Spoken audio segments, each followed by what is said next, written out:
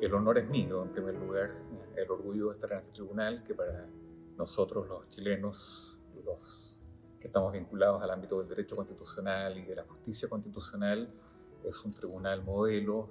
En general, los tribunales europeos para nosotros son modelos que provienen, desde luego, de los primeros ejemplos que tuvimos de tribunal o de organización jurisdiccional concentrada y especializada, como fue el caso de Austria y de Checoslovaquia hace ya 100 años atrás.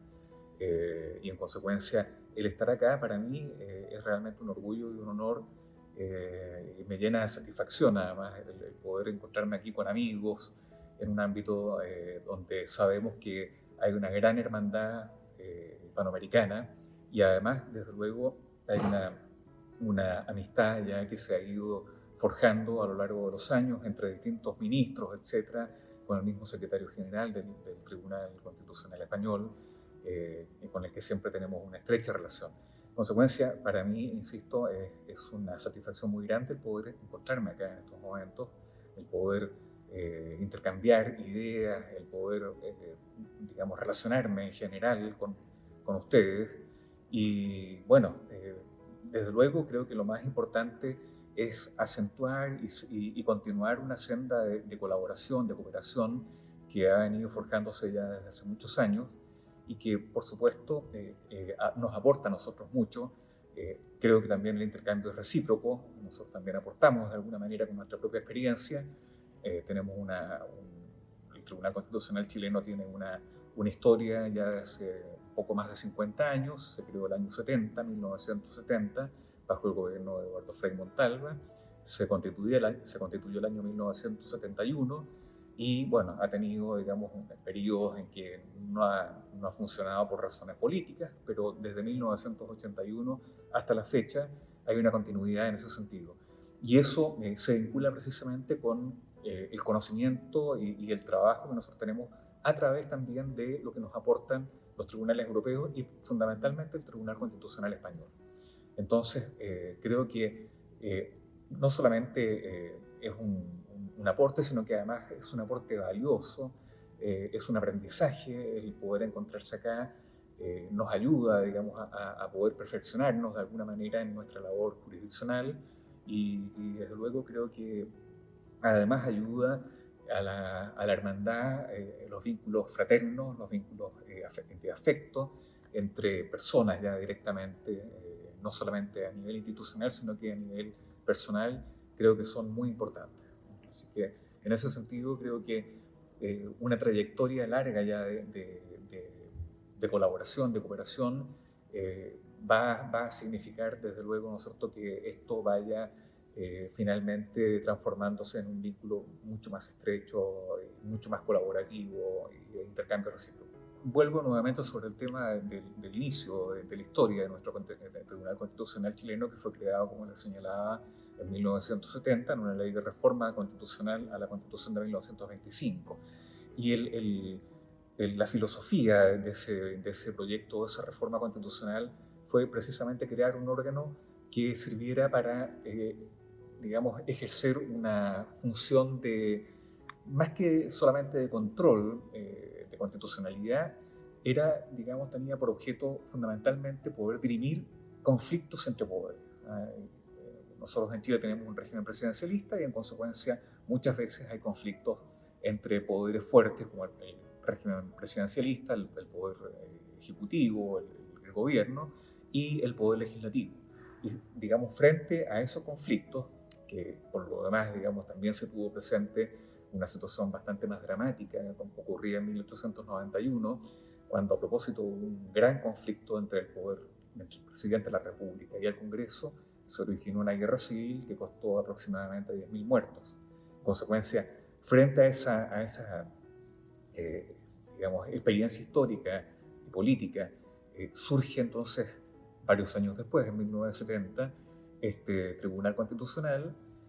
Luego hay un periodo, ¿no es cierto?, que va del 73 a 1981, donde hay digamos, una suspensión, porque obviamente hay un régimen militar que gobierna, pero en la Constitución de 1980 se repone el Tribunal Constitucional, se constituye por primera vez en una segunda etapa en 1981 y a partir del año 2005, con otra reforma constitucional, se vuelven a introducir nuevas atribuciones, una nueva composición y una atribución muy importante, que era el conocimiento de los requerimientos de inaplicabilidad por inconstitucionalidad, es decir, que cualquier particular o un juez en una gestión judicial pendiente pudiese, en definitiva, requerir al Tribunal Constitucional que un determinado precepto legal no fuese aplicado en esa gestión judicial pendiente. Y esto ha generado, obviamente, a lo largo de los últimos, diríamos, 10 años, pero muy acentuadamente, de manera muy progresiva, un incremento de los requerimientos de inaplicabilidad, fundamentalmente desde el año 2015, 2016, 2017, en que se ha triplicado prácticamente el ingreso de causas, lo que ha significado, por lo demás, una legitimidad en cuanto a la justicia constitucional frente a la propia ciudadanía. Es decir, porque el 96 o 97% de las causas que ingresan al Tribunal Constitucional son de particulares que requieren la inaplicabilidad de un precepto legal en una gestión judicial pendiente. De manera que lo que está presente ahí es la garantía y la cautela de derechos fundamentales de esos particulares. Y el resto, lo mínimo, el porcentaje restante de causas son bien sea requerimientos de inconstitucionalidad, es decir, en que el Tribunal Constitucional de oficio, en algunos casos a petición de parte, puede declarar la inconstitucionalidad de un precepto legal y en consecuencia entrar a derogar ese precepto legal que se declara inconstitucional. Pero eso es un porcentaje bastante inferior.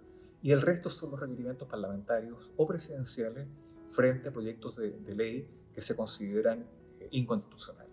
Eso también es un porcentaje dentro del 100%, como ya dije, hay un 95% de causas de particulares y debe haber un 3% de causas de requerimientos de inconstitucionalidad parlamentaria. Y después están los controles obligatorios, que también son una mínima parte respecto de las leyes orgánicas constitucionales. Solamente respecto de las leyes orgánicas constitucionales, o sea, las leyes ordinarias o simples y las leyes de quórum calificado no pasan por el control previo, a priori, obligatorio del Tribunal Constitucional. Ahora, frente a la pregunta ya directa que usted me señalaba, porque eso es importante tenerlo como contexto, digamos, normativo, etc.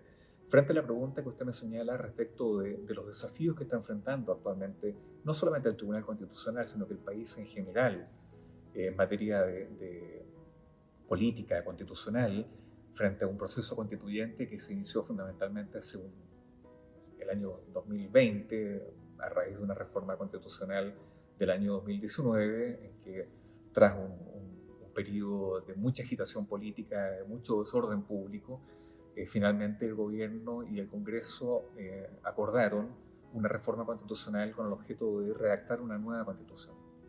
Y eso ha significado, desde luego, un proceso bastante incierto en gran medida, porque hay muchas ideas de reformulación del sistema político y constitucional bastante profundas y bastante radicales. Entre ellas, por ejemplo, la eliminación del Senado y del Tribunal Constitucional.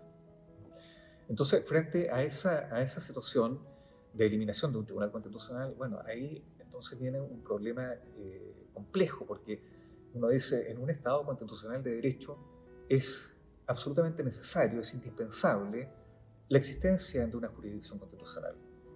En Alemania, el Tribunal Constitucional forma parte de esas instituciones, o de lo que se denomina las cláusulas pétreas, las Ewigkeitsklausel, ¿no es cierto?, que son las normas pétreas o eternas. Es decir, el gobierno, el parlamento, Tribunal Constitucional, Bundesverfassungsgericht, etc., ¿no es cierto?, y otras normas forman parte de lo que se denomina las cláusulas permanentes o eternas de la Constitución. Bueno, la eliminación de un tribunal, acá en el caso nuestro, en el caso chileno, obviamente que significa de alguna manera poner en una situación diríamos, de mucha incertidumbre y en el sentido de que la eliminación de un tribunal constitucional, de un órgano encargado de velar por la defensa de la Constitución, de velar por el control de los poderes públicos, de velar por los derechos fundamentales, introduce un elemento de incerteza e inseguridad jurídica enormes, que atentan fundamentalmente o atentarían en contra del Estado constitucional de derecho. Por eso yo señalaba originalmente, no puede haber un Estado constitucional de derecho sin jurisdicción constitucional, porque es precisamente el órgano encargado de garantizar esos elementos esenciales que son la separación de poderes, o en términos más precisos, los frenos y equilibrios de poderes y los derechos fundamentales. O sea, garantizar una auténtica democracia constitucional. Bueno, ese es un tema interesante.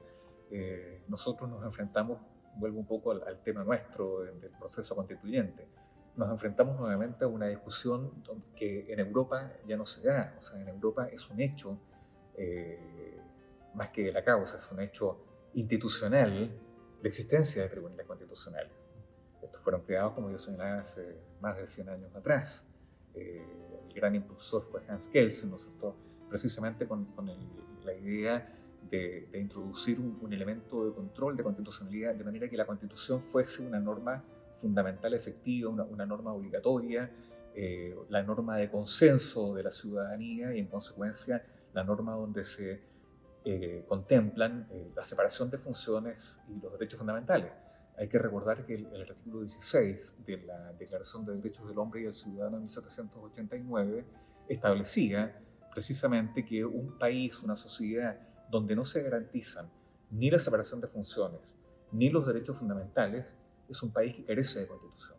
De manera que aquí, ¿no es cierto?, si hoy día nos encontramos frente a un elemento de incerteza, a un elemento de inseguridad jurídica, donde no hay certeza respecto de quién va a controlar los órganos de poder, en que no se sabe quién va a controlar o quién va a garantizar los derechos fundamentales, resulta difícil entender hacia dónde se marcha.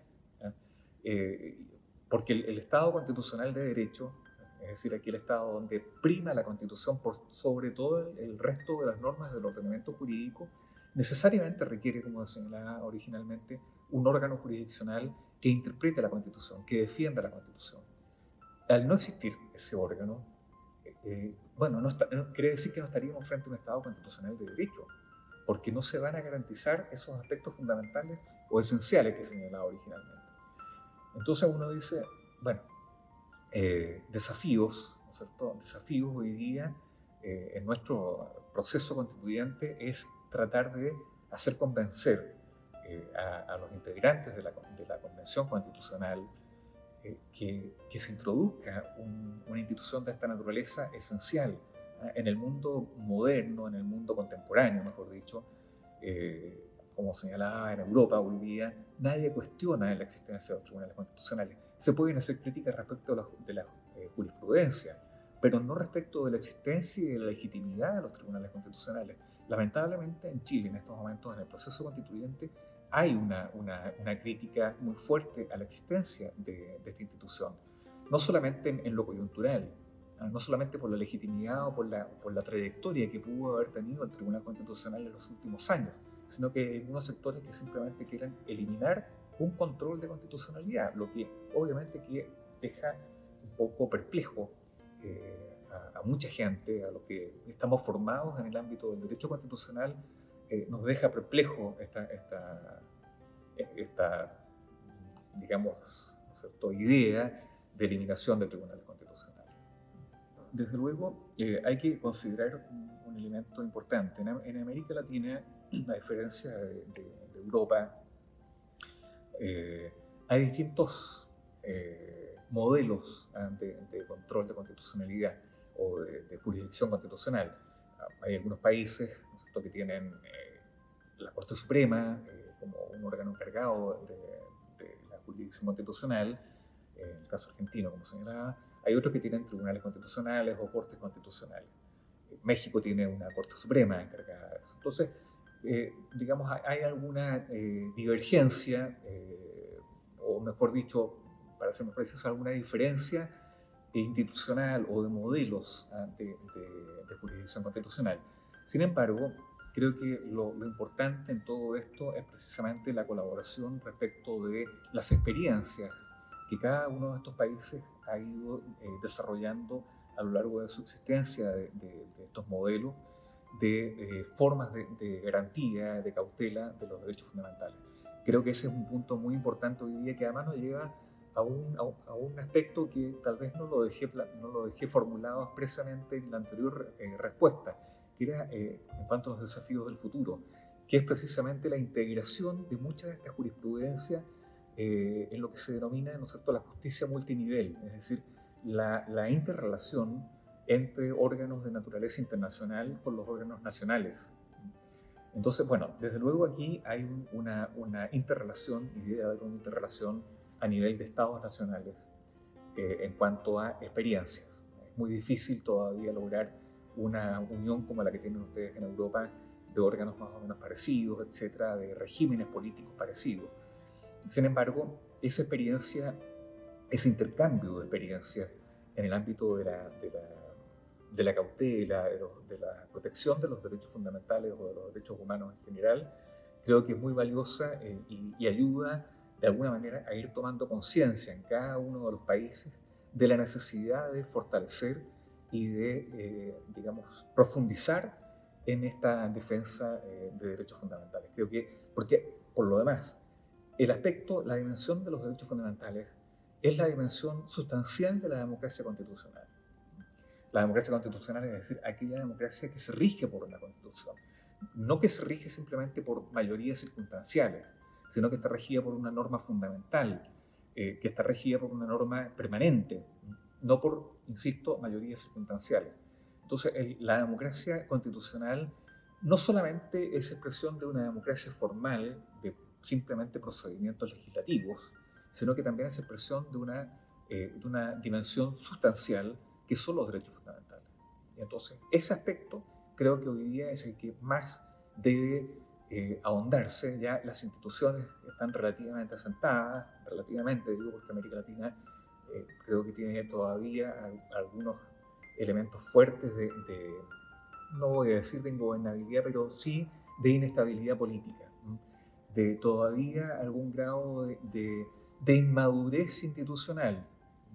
Y eso hace que, en definitiva, muchos países estén permanentemente cambiando de constituciones, etc.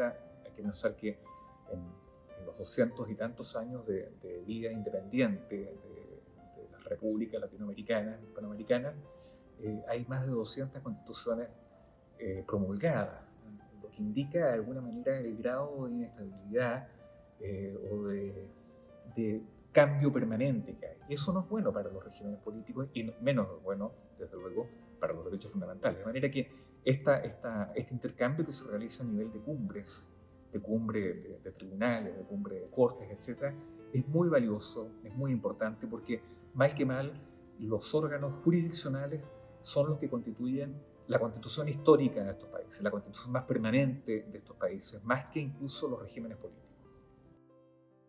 Muchas gracias a usted.